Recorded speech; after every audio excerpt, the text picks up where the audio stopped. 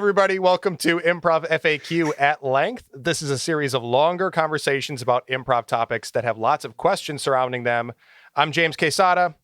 And I'm Bob Wick. And we are joined by our good friend, Chris Petersen. Hey, Chris. Yay! Hello. Yay. Hello. Thanks for joining us. And so we're going to talk with you about coaching. Mm-hmm. And where we're going to start is you are the current and most recent coach of a Go Comedy launch group, which is the once a year house team for Go Comedy, where we have open auditions and then cast usually 8 people out of the pool of auditions to have one team that will run 1 year every week on Sundays at Go Comedy. And so that's always an exciting process for, obviously for the team members that get cast, but it's also a very exciting process for a coach because you don't always get a guaranteed relationship to build with a team weekly for a whole year. So it's a really cool experience. And so we're going to start with Chris, with your experience coaching the Bureau, which is the launch group, and then kind of open up the conversation to coaching in general from there. Yeah. Well, it's been great. I mean, it's been a great experience across the board. They're a terrific group. I think one thing that really helped us with that is, when they say a lot of movies are made with the casting decisions. Once you have a cast in place, the movie should fairly effortlessly happen by itself. And that's been the case with this. They gelled very quickly. And they have a great chemistry, and it's a group of 9. It's a big group, and one way I describe it is no one in the group is an asshole, which may sound like an easy thing to avoid, but it's not always. No. And it's a nice mix of personalities as well. Different approaches to doing improv. Different approaches to comedy, just different personalities, but they gel beautifully. Yeah. Well, and that's another interesting thing too, is that as a coach, you are assigned to the next year of coaching the launch group before the audition. And so you sit in on the auditions and are part of the casting decision. In fact, typically the highest gravity in making the casting decisions along with the theater directors, owners. But that's not always the case with coaching either. So you don't always get to hand select. A lot of the time you're invited to coach a group that put itself together, would be the more usual way to do that. So I guess I'm wondering, like, when you get to kind of look at a recipe that you're looking for out of a group, what did you have in mind going into the auditions? I can't pretend for a minute that that I at least, it was like about, I think 6 or 7 of us in the final decision-making process. I can't pretend that I was making a balanced team, really. I mean, it's as best as you can guess that you are. We were really just sort of fantasy footballing it. Okay. These were the 9 top people that auditioned, and it didn't seem lopsided in types or anything like that. And we wanted to have a good gender balance, and it's 5 men, 4 women. But otherwise, it was much more just sort of cherry picking individuals. And it was tough. I mean, definitely, because I can't remember how many people were at the final callbacks, but I think it was probably like 30 or 40 or something like that. Yeah. I can't remember. It was a strong talent pool too. Yeah, it was a tough. very, very strong. Yeah, because usually every year, you're talking about Monday morning quarterback, or you're drafting and stuff like that when you do your fantasy football league. And from outside, it's easy to I think so and so has been having a good year, and and not being in the room to audition, you're just taking guesses and stuff like that from the outside. So this year, man, there were just so many people because it's a really tight pool, and everybody's doing really good. So it's cool. And it's a good problem to have. But I mean, it meant if it was possible to have a 10-person group or 11-person group, I mean, I know there were people that we were absolutely sure they would have made it, but we just had to kind of it off. So. Yeah, which is definitely, it's pretty wild that once a year for one group is pretty narrow window for people to make it just statistically, right? Yes. Well, and that's the thing with auditions in general. I mean, acting auditions in general are mathematically stacked against you. I mean, it's a terrible process, but it's one we have.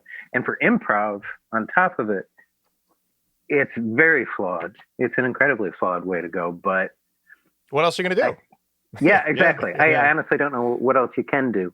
And it was interesting with that because, we do. I don't think anyone doesn't factor in whatever else you've seen a person do.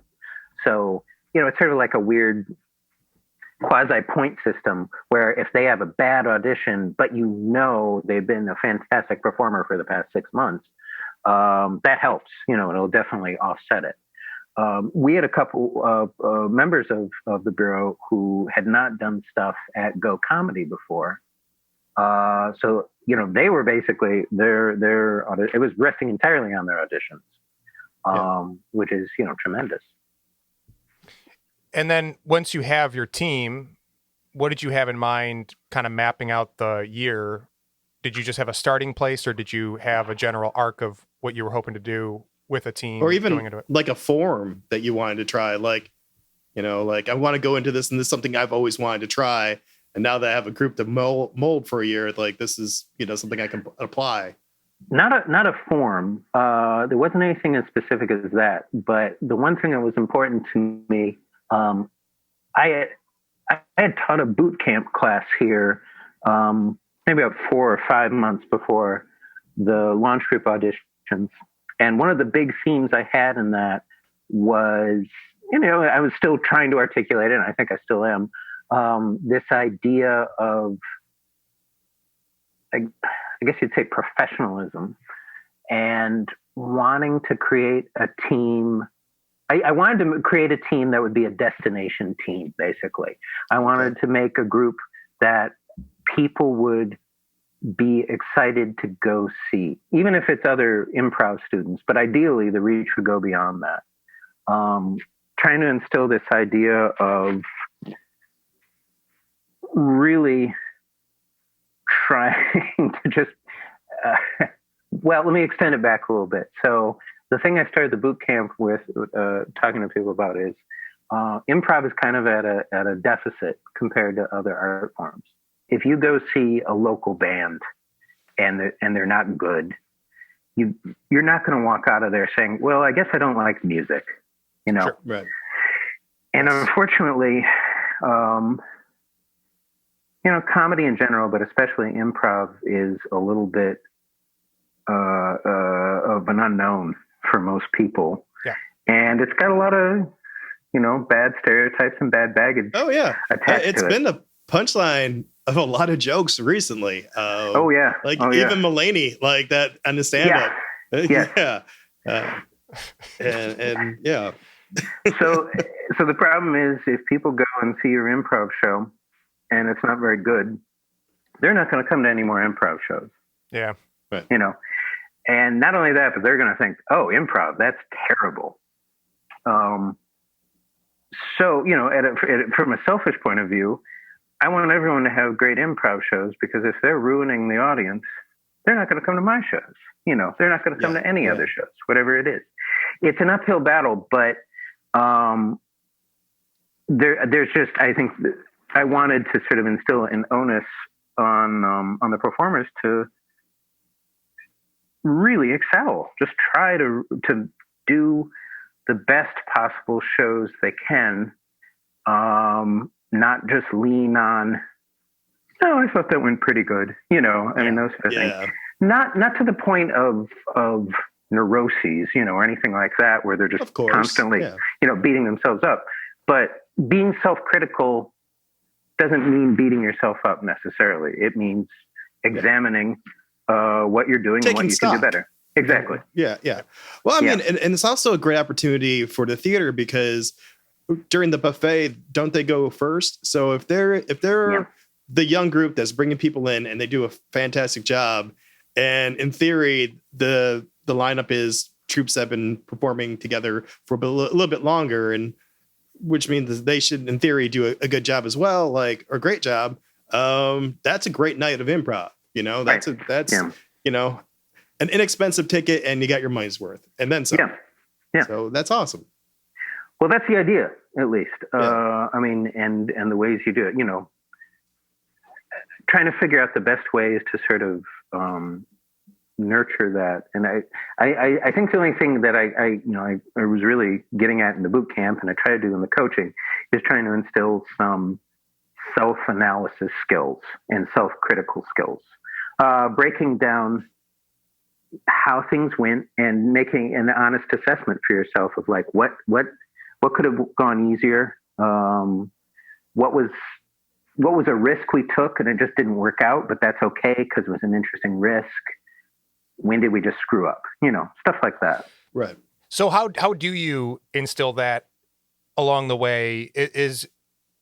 I'm going to want to know like what kind of exercises you did the most or forms you worked on throughout the process, but also that sounds like the kind of thing that you really instill right before and after shows is just like how to kind of shape your goals and talk afterward in the note session. So like what are some ways that you're kind of instilling that, like rules that you're asking people to follow or think about? It mostly is just talking through stuff immediately after, whether that's a set or a scene. In practice, one thing that helps a lot is also taking the opportunity to redo scenes after you do those notes. Like if there is a clear direction that something could have followed, or something that was blocking that, you know, the players recognize immediately. Right. I mean, you have the means to do do-overs, which I think can be incredibly helpful because it sort of builds your muscle memory of what it's like to have it go right. You know, it's one thing to like have a shitty scene where you go like, oh, you know what? If I had just said this, it would have been so much easier. And then if they go up and do it, yeah, it's not 100% spontaneous, but it's building that memory of like, oh my God, it's so much easier when we do it this way. Yeah. I was thinking about, were you there? You were in the TJ workshop, weren't you? Yeah. Mm-hmm. When Joey and I had to do that scene over and over again. Yeah. So like a less extreme version of that I can see being very helpful because that was really, wow. Although, I mean, I've tried a version of that. So what he did was he had a 2-person scene. And if I remember correctly, it was just the question was, what do you think of it? You know, give it a scale 1 to 10. Was this an excellent scene? I think is, yeah. And if, you know, inevitably you go, oh, I don't know, I guess it was a 6, get back up there. And it was like, you keep trying to raise that number and you do it. I mean, a bunch of times. I don't remember how many times, but, I mean, I've tried versions of that. I think the thing is, I don't want to instill, you know, neuroses about it. Right. But right. I think there's value in just going like, you can always make things better. You can always make things better. And there's no crime in doing it 12 times and ending up at something you'd rate a 7.5 or something like that. If you are progressing and you're growing with it. You know, it doesn't make you a mediocre performer. It's just everything can be improved and you can always find things to fine tune. Yeah, it's tough. I having coached a launch group and in coaching in general, the biggest challenge for me with a group that I'm really trying to push to get better and better and reach new potential for themselves. You know, like I have a hard time balancing, you know, celebrating the successes and also giving critical feedback for what we can do better next time or opportunities that maybe weren't capitalized on or whatever. And it's like, I don't know. I get hung up on how much time should I spend being like, good job, good job, good job. And how much time should I spend being like, hey, this is exactly the kind of thing that we were working on in rehearsal. And if we're able to do this, then that gives a whole nother thing to the show. Cause I get more excited about the, where we can go next than I do about celebrating what we just did. That's just my mentality a lot of the time. Sure. So how do you balance for yourself giving notes or talking with like, positive reinforcement and that critical challenge to push the improvisers? I think, I think the positive, I laugh pretty easily when coaching or teaching. So I think, that's sort of there's sort of an automatic positive reinforcement with stuff like that. I don't know. I also sort of, the thing is, I guess when I'm giving stuff like that, I'm not, it's so clear to me that there's nothing personal about it. And I get it may not be totally clear to the person receiving it, but I'm also not, saying like, well, that was pretty terrible, wasn't it? But, if I'm saying to someone, I think you kind of lost the thread there, that didn't quite work out. That is, and inherently to me, that is about what the person just did on stage. It is not an assessment of the person, as a performer, anything like that. Mm-hmm. So I guess I feel like I don't struggle with that too much. The big thing, probably the bigger thing with any sort of criticism, and this is especially true in teaching, is trying to not make it a don't statement. Yeah. And then because the idea then is it's sort of the don't think about elephants or something like that. Yeah. And sometimes that's a struggle to sort of figure out how to do that, and also kind of come up with sort of an active solution. I'm trying to think of an example of something, but it's like, hey, you seem to get stuck with this. What I'd like you to do is think in terms of giving information to your scene partner, giving them just a tidbit of information, or whatever it may be. I don't know. I can't think of an example. Go ahead. I the two that I often use is like, instead of saying don't use questions, the instruction would be to use statements or say things that are true. Also, another common one is like people putting their hands on their hips, and instead of being like don't put your hands on your hips, you can encourage like use gesture and object work more to like occupy your character, and so it's more about doing something as opposed to not doing something. Yeah, is that along the lines of what you're saying? Yeah, and also I think part of it, and this is probably more the case with teaching, is trying to get to the fundamental concept that explains why that stuff happens, like the whole don't ask questions thing. I'm very glad to sort of give the spiel about it. It's like, it's not literally don't ask questions. It's right. You don't want to stall. You always want to be giving some sort of information or doing something that's moving things forward. Sort of the difference between what are you doing versus what are you doing, Father Murphy? You say the second one, it's the same thing, but it's doing something. It's giving your scene partner a gift. Just a little bit of information. Yeah. And stuff like that. Yeah. Are you still a vegan? Right. Yeah. Compared to, is your shirt red? You should be able to see that. Yeah. Or what is that thing? Yeah. Whatever. Yeah. No. I got you a gift. What is it? I don't know. Look in the box. This box? Sure. Yeah. Exactly. Well, let me ask you too, Bob, because you coached the Shadow League. Yes. Yeah. Was that the first run or the second run? That was the first Shadow League of Pointless. Okay, and that team's name was Brenda. And so at the outset, what kind of goals did you have for coaching in the long term, and what kind of challenges in like meeting those goals as a coach?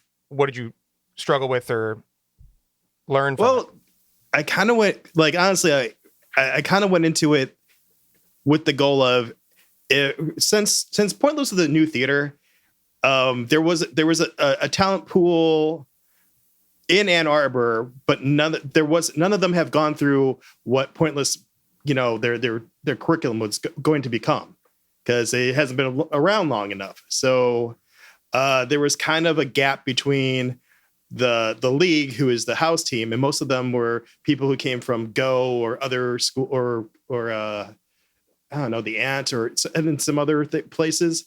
And there really wasn't anything homegrown from Pointless. So it's kind of my marching orders were to, bridge that gap, because most of them had learned improv through like college curriculum, or, just, I think there was like the Civic Center had a group out there that was, performing improv, but never any like training, or they had training from a person who kind of took classes. So like getting them, I mean, there was talented people, so it wasn't like a hard task. It was more about creating stronger habits and, kind of just getting them comfortable in approach. Yeah, just being consistent and recognizing that there was habits that were both good and bad, and try to encourage the good ones and try to give them different opportunities or different, I guess, paths to take rather than going down the same one over and over again. That's why, like, when I picked the forum, I made sure, because I think I made sure I picked a forum that had a strong character choices, because I felt that was something a few of them were lacking in at the beginning. But by the end, I think that they were all stronger for doing like a Larange type forum. So that's why I chose it. It was a great opportunity. I did enjoy working with those guys and gals, people, folks, improvisers. Ladies and gentlemen. And in terms of having like that long-term growth, what were things that were challenging in as like a balancing act between how much you can kind of push to the next thing and how much you need to take a step back and kind of tend to those habits that you're trying to, guide? Well, I kind of had to learn the lesson that Chris has talked about, like stop saying no and let him, not jumping on every mistake, not overcorrecting, because that just pushes people in their heads. I think after a couple months, I had to learn like the best gift or best note to give them was just to tell them to slow down, because I think they were so excited. And honestly, there were a few of them were looking for opportunities like this for a very long time. So when they got it, they were just so excited, and it showed. Like, and their enthusiasm was great, but sometimes they rushed into a scene and the scene went too fast. So just learning how to, helping them to find comfort on stage rather than, improv notes, your, stage notes or acting notes. Sure. Yeah. I had with Future Kids, when I was coaching the launch group for Go, I had a similar goal to what you were talking about, Chris, of professionalism. One of the things that I was really proud of that I took care to do at the beginning is kind of set the expectation that this is going to be, it's a long-term commitment, and it's going to feel like in, 6 months, like, okay, we're comfortable and we can start slowing down. But I kind of gave the heads up that like, you really have to stay committed and hold yourself accountable to not take, if you're sick or you have family things that you need to tend to, those things take priority for sure, but try not to take a day off just because you're not feeling it, and have that commitment that can really take the team to the fullest potential of everybody being in attendance. And it was nice that really proved to me the idea of setting expectations can really, how helpful that is, because then 6 months later, I was like, remember when I said at the beginning, this is the time where you're going to want to feel like, not slacking, but like, loosening up. But if we double down instead, then we might be able to do even more with the second half of the run. Where I found the challenge was in what I'm saying is that, I still feel like I just skip some of the successes and don't take the time to be like, oh, you guys really, really did this well. There are definitely some times where I was like, that show, you nailed it. But most of the time, there was an imbalance toward like, okay, great, we got the stuff we wanted to get, but you know what I mean? I don't jump right into like stuff to remember for next time. I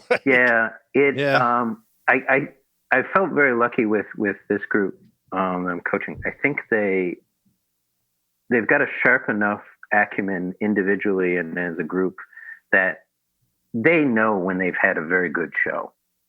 So, and maybe I'm just deflecting, not giving them positive feedback. They know it's fine. They get it. But I will. I mean, and again, I'm not hiding it when I'm excited about, if there's a scene in it or a whole set that's really good, I can't hide that. at all. But I think it's sort of in line with what you're talking about. Part of the thing I was setting expectations on is not that I'm going to be a taskmaster, but my job there is to be the outside source watching and evaluating and frankly looking for stuff, good or bad. Because the thing is, even the good stuff that you find out, again, it's that thing of pointing it out to be like, hey, there, you did it. You did that thing. Think about that. Think about how that scene felt to do. And again, this whole idea of sort of muscle memory. Like if you have a great set, there should be something inside of you that's kind of like, oh, I would like to do that again. I would like to hit that same high. So what was it? What went right, with that? Yeah. One thing that I wish I did more of was to kind of repeat things. The Future Kids did a lot of like moving from one style to the next. And it sounds like for you, Chris, that you were doing things like giving opportunities to repeat a scene or just come back to certain foundations and basics. I wish I had run a little bit more like on top of doing a variety of things. I wish I had a little bit more of like a home base of like, we always do this. I like the variety, but like I've learned more especially in teaching lately. Sometimes when I think about like, okay, what am I going to do this next group or in this next class or whatever, that like, there's no reason to make the next round of exercises 100% different every single time. Yeah. I fell into that too. I almost treated like every rehearsal like a workshop, and like, we're going to build this skill set today. And after talking with Gary and talking about the bell curve of learning and everything, I wish I would have kept it more simpler and given more time just to play, just to get used to each other. Because my opinion on like rehearsal has changed since, it's been 3 years since we did that, the Brenda run. And, in the beginning, like you rehearse just to become a better improviser, a stronger improviser, and get influence from both your instructor or your coach and the people around you. And then like you get to the point where rehearsal is just about communication and learning how to tighten that up between the troupe members. And I don't think I gave them enough breathing room to do that. And that was kind of that's probably what I regret most about that time. I regret nothing. No, and I kind of struggle with the balance on that with rehearsals, because the thing is, yes, going to some things as drills. Well, they're drills. I mean, you're going to do them over and over again, but they're incredibly useful, like 3-line scenes. That's the big one I always go to. But there is kind of a point of diminishing returns if you're doing nothing but drills. Right. Where people aren't learning anything from it. And also, this is a really hard one. I don't think you can really teach. I think you can just sort of allow for is people have to be loose when they get on stage, Yeah. And I think you both kind of touched on this whole idea of like making sure they are also there. I mean, having fun, if that is just screwing around together. Because I've certainly seen enough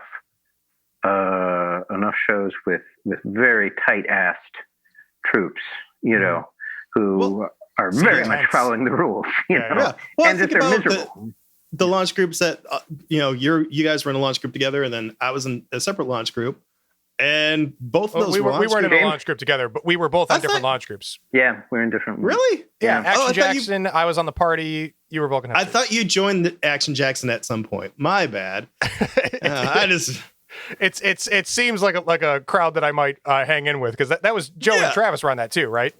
At different times, yeah. Yeah. Yep. But yeah, I was on the party. Well, Heather, that was during the time there was 4 launch groups going on at the same time. My bad. Yeah, that was before we started retiring teams from the buffet. Yeah.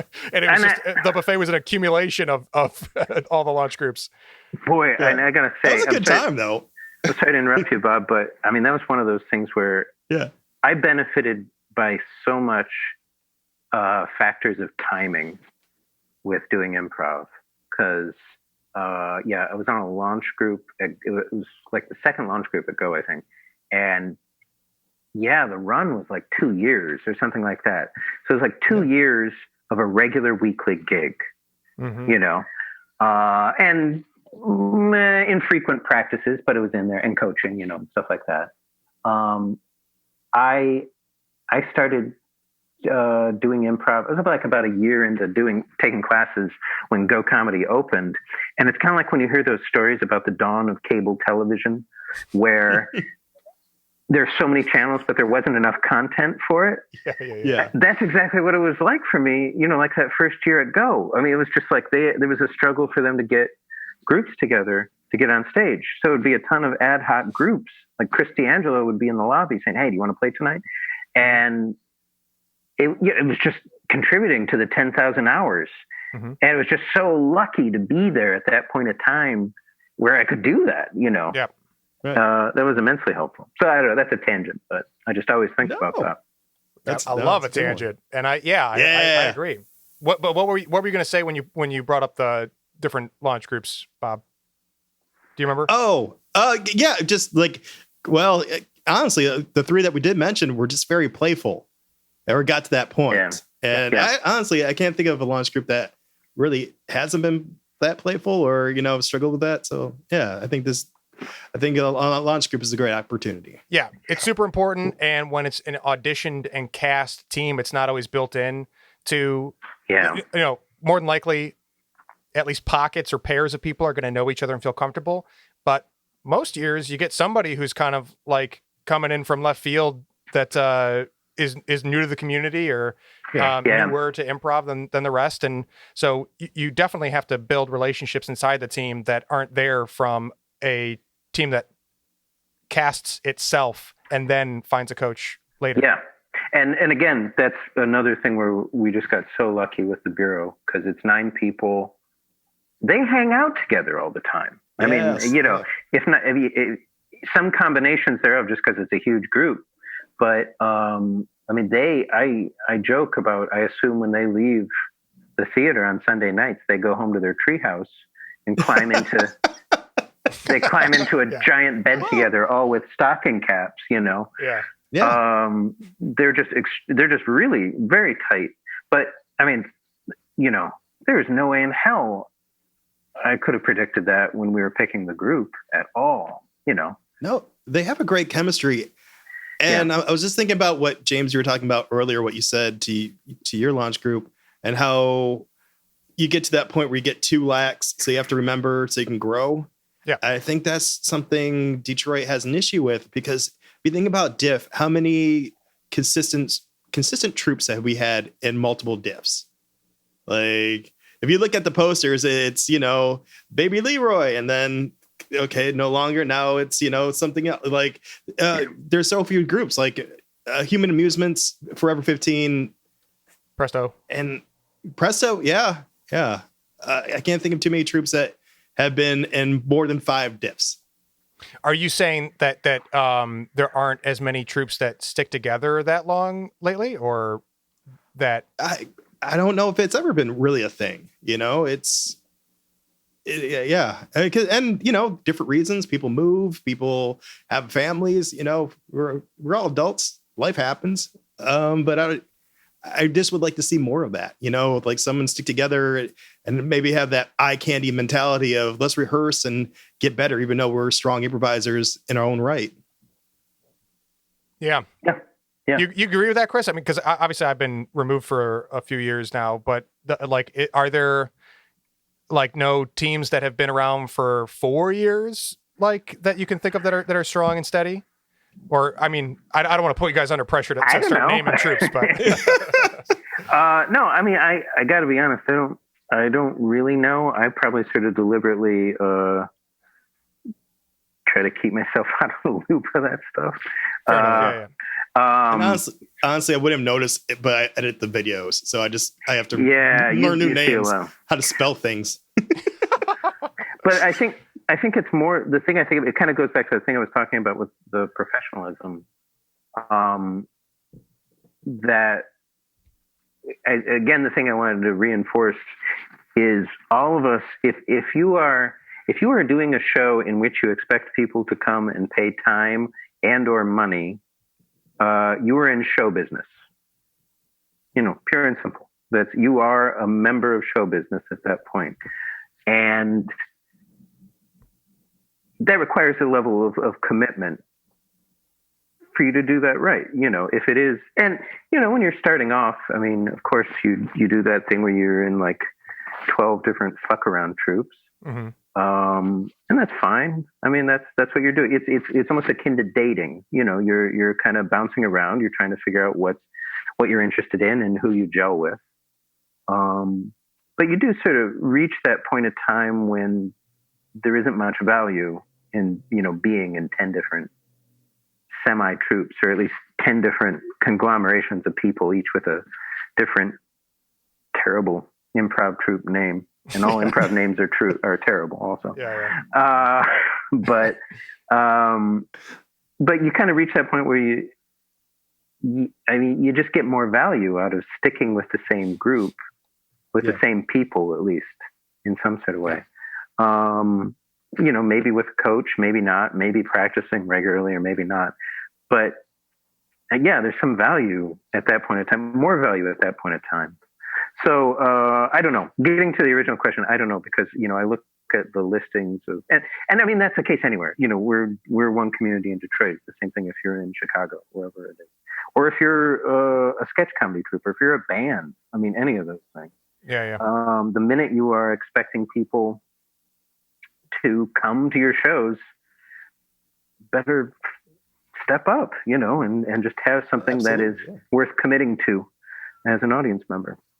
So yeah, and I always try to encourage people who are looking to coach to go for it. There is probably such thing as trying to coach too early, and that's fine. But I think that if someone's interested, it's important to encourage that, because in order to do the things that we're talking about and make things more regular, it's really helpful to a community to have lots of available coaches who love to coach, because the more that you do love to coach, the more likely it is that if you might have a troupe audition for or not, that gets paired up with a coach that's willing to work on those same goals. And so you have to have both elements. You have to have community members and improvisers that are wanting to take things on a more regular basis and see how far you can take a consistent troupe. You also have to have coaches that are willing to sign up for that and be like, yeah, I'm down too. And I'm down to be that role. Right. And people can end up with the wrong coach. Totally. Very easily. I do think groups should shop around with coaches, even if they have a coach they like. I mean, just try. Yeah, mix it up. Yeah. Yeah. Yeah, it's because then, yeah, it's a weird culture. I got to say, because I love having an assigned, basically a director to the launch group or a house team. I also understand the shopping around, and I think that is the most ideal thing for a self-elected troupe to do. But it can be very difficult to, I like for a troupe to be like, I don't think this coach is working, but like, how do we stop working with them? You know what I mean? That's tough. Yeah, that's a tough thing. I mean, it is. Yeah. It's like any sort of business arrangement. Also, I mean, it sounds prosaic, but even like, I don't think my barber is doing a very good job. Yes, yeah. I mean, but I mean, the fact of the matter is, at some point in time, barber, though. You've got to at least work towards what you actually want. But I think that's one of the reasons why I wish there was more shopping around, just in general, just for the differing perspectives. Yeah, totally. So I know that the Bureau is put on a hiatus with everything going on. No, they've been in that theater for 3 months. It's sad. It's just sad. Yes, and no, the schedule. That's their treehouse. Is that they climb into the attic of the theater and all do roll call to say goodnight. Yeah. I was just thinking in my head, like, I should check the camera and see what they're up to. That'd be kind of cool. They're just living on pretzels and Kit Kat bars. No, the timing was such. Their run was scheduled to end in June. Would have been a year, I think. But I mean, auditions for the next launch group were scheduled and people were signed up for it. But lockdown happened. We were talking about this a little bit beforehand. Whenever things do open up again, I would hope they'll get the time they missed. But partially also because I don't think anyone's going to come out of the gate being a real strong auditionee. Everyone's going to need some warm up time to remember what it's like to do this stuff and get on stage and all that jazz. So I'm just whenever it happens, I'm just hoping that the whole schedule will just kind of shift and start just over. learn how to just interact with people again. Like that's going to be, and then not through the lens of a phone or, a screen. That's going to be, wow. Yeah. And that would be awesome too, because I know on this show, in our conversations, the Bureau has come up a handful of times and with glowing praise for the team and for the work that you've done with them. So know that. But it'd be nice to give people an opportunity to see those shows too, and for anyone who hadn't got a chance to do it. My question, just go ahead, Chris. Oh well, I was going to say, and they were starting right when the lockdown was happening. They were just starting to write sketches more. Oh, cool. Or collectively. They are a force onto themselves. They have their own, Discord channel. I don't know if you know Discord. Oh, yes. Yeah. So and I can't keep up with it. So tell me, Grandpa Improv, what are your grandchildren doing? I just mean in terms of sheer volume. I mean, they're just constantly like, bah, bah, bah, bah. But they started writing a sketch show, and they were going to do that. Now, I can't remember how it came. I think they came up with it independently. They were talking about doing a comedy album. So basically, move that whole process over to this different medium. Yeah, absolutely. I remember you saying around the same time that the 10 by 10 album idea came up that. Like they had just had a conversation with you about the same thing. Yes. Too. Yes, exactly. And I think that it's a very cool medium to work in, especially, not even for the time being while we're doing so much more remote at home production, but I think in general, it's a really nice thing, a nice form to put sketch into that might have an interesting wider reach between doing a live show versus, trying to do a web series that takes that much more scheduling and production and logistics. Yeah, no, absolutely. I don't know. I find it fascinating. I think part of it is probably having grown up on comedy albums. Mm-hmm. So that's probably the model I'm thinking of with it. Yeah. Well, so if just, the reason I brought it up is just knowing that your run with the Bureau and as their coach is not coming to it has an indefinite close. I'm still wondering, like looking back on it, for anybody who is interested in coaching and that's like the first thing that they want to try to do more of or get better at when we're back to normal. What kind of advice do you have for like long-term coaching with a group? Things that you learned with the Bureau process in the first half or 2/3 of where you guys got? Well, I don't know, but I guess some sort of general thoughts on coaching that I don't think came from the Bureau, but just sort of thinking in general. Sure. Maybe it sounds obvious, but they're paying you to help them out, help them do their thing. And sometimes I guess you kind of have to suss out whether they know what that thing is. Yeah. Or if they think they know what that thing is. And that thing doesn't even have to be a form or anything as specific as that.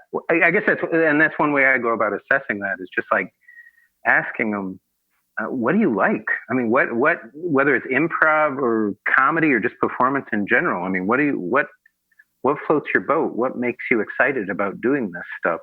And if it is just like, hey, the four of us really like each other and we have fun, that's a great starting point. For stuff like that. But I think it's important to sort of figure that stuff out, have them figure it out. And you go from there. I've never really, the thing I said about trying to sort of work with professionalism and think in terms of being a destination group, that's probably the closest I've come to having an agenda, going into something. But that's less of an aesthetic agenda and more of a attitudinal one, Yeah. But I think that's probably the biggest thing is just remember you're in their service. You are being paid to help them figure out what they want to do and get there. Yeah, which is kind of the catch-22 of shopping around for coaches, because I guess my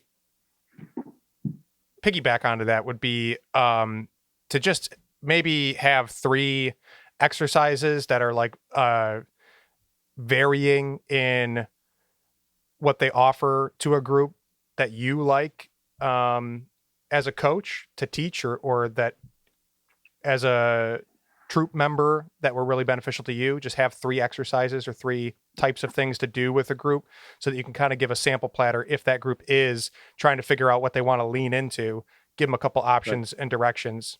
I thought you were asking me for 3 exercises. That's why. Yeah. What do you got? What do you got? Yeah. Bring it. Top 3. 1. No, but yeah, just pick 3 for yourself that you can offer as a sample platter as a coach, for options that you can offer a team. Sure. Yeah, absolutely. I will say, I think you kind of touched on this before. Probably all the stuff I do is pulled from the Intro 1 and Intro 2 playbook. I mean, honestly, I have people go through fundamentals a lot. Yeah. So, right. Yeah. How about you, Bob? You got advice for people looking to coach or improve coaching? No, I kind of agree with. No, not kind of. I totally agree with Chris. Sort of agree with you guys. Yeah, no, I kind of like it. Honestly, I think for me, the thing I had to learn was, you can have a philosophy, but don't try to force it on people. What you're trying to do as a coach is bring the best of them out of themselves. Right. So, you don't accidentally make a carbon copy of yourself. Make sure that that you're encouraging them to be the best troop or best improviser they could possibly be.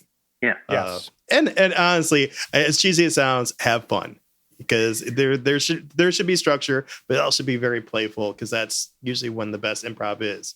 Maybe not narrative, but when people are having a good time on stage, it does set a tone for the room. Yeah. The thing I always say to my students is, it's not Doctors Without Borders. Yeah. It's a fucking improv show. Yeah. Right. But that doesn't mean you can't work hard and take it seriously. But yeah, it's like, don't be in tears over this at all. Yeah. Right. Yeah. You take the fun seriously, try to have as much fun as possible. That really is the tall order, right? It's like, it seems like a paradox, but yeah. Well, this has been such a great conversation, and thanks for taking the time to talk with us about your experience with the Bureau and with coaching in general. And I hope that anybody who is looking to take notes on what how to go about coaching and is able to take this and then get locked and loaded for when there's, like you said, going to be a lot of people who are like, I just got to get reacquainted with improv. So hopefully that's a lot of get-togethers and coached rehearsals that people have too. And in terms of an incredibly vague plug, I am trying to figure out how to coach online. Try to manage that. So yeah, I guess watch this space eventually. I mean, hopefully I'll figure out some sort of way to do that. But trying to figure out the most effective way to do all that stuff online. James, have you tried coaching online? I think we talked about this before. I have not. It's I am trying to just where I'm at with where my interests and abilities are with some things. I am trying to focus more on that production, what I can produce in my apartment. And that's taking up a lot of my mental space. This is my version of online coaching, really, is having these conversations and hoping that they impact people as a resource. Sure. So if I didn't have this, I would have the itch to do something to be a voice in the improv and help people who are looking to build their chops. But fortunately, I do have this. Sounded so desperate at the end. Yeah. Thank God I got this. Where's my drugs? But yeah, Bob, have you been doing some coaching though online? I've done it a couple times, and yeah, it was with a great group. It doesn't feel the same as it does in a room, Right. you know, and a lot of stuff, a lot of the go-to exercises that I love are very physical, because I think that's an element that people usually need, a direction people need to get pushed in is making sure they're not, just talking heads on stage. And I had a good time, but it's not the same. And I don't know, I kind of felt like an imposter because I can only do so much. I feel limited, so Sure. Yeah, I mean, can't, I do. And that's why I do enjoy these talks. Yeah. Yeah, but I know that there is a community out there of people who are doing online improv. Those people could use coaches. And so again, I hope that this is a good resource for anybody who's looking for some tips and ideas on how to do that, because it is such a valuable resource to have people that are looking to coach and wanting to serve that role and do a good job at it. So take and run with it. Chris, again, was there, I know you mentioned we got the 10 by 10 album, 2 albums that are coming out with Go Comedy. Yeah. Were there other things you want to plug? Or I suppose we could give details on. That might be, I mean, let's be honest. That's really about the only thing I got in the schedule. So. That is 2 albums, one of audio sketches and one of comedy songs that have been produced in support of Go Comedy while the lockdown is in effect. And you can find those on Bandcamp. And Chris has 2 sketches on the sketch album, which are great sketches. Thank you. Well, and then was there anything else? Well, not really. I mean, like I said, I don't know what the timeline is, but the Bureau has been writing stuff. I don't know if they've been recording or not. I've been very deliberately keeping myself out of the loop with that process. I'll stick my head in, partially because I want it to be their thing, and partially because I'm enough of a fan of theirs. I want to be surprised with what they come up with. But cool. I think the plan is to release that on Go's Bandcamp as well. That's good. And I will say with this process, I have no idea if this will come to fruition. I got to keep writing. I might try to put an album together myself. Sweet. Yeah. Oh my God. That's awesome. That'd be awesome. Yeah. That'd be really we'll good. see. I have to finish it, but. Yes. We'll keep an eye out for both those things, for the Bureau and for anything that you're working on. And if by the time this gets posted, if you got anything to link to, we'll make sure that we include it in the description. But otherwise, thanks again for joining us for the conversation, and glad that you're doing well. And we'll catch you next good time. seeing you, buddy. Thank you. It's good to see you guys. Thank you for the tour of the house. That was fun. That's nice. Me basically chasing cats. That was me just trying to get 3 off the counter. Thank you. There we go. Well, it's good to see the cats too. And, they'll be good. Yeah, we'll have to have them on next time on Improv FAQ at length. Bye.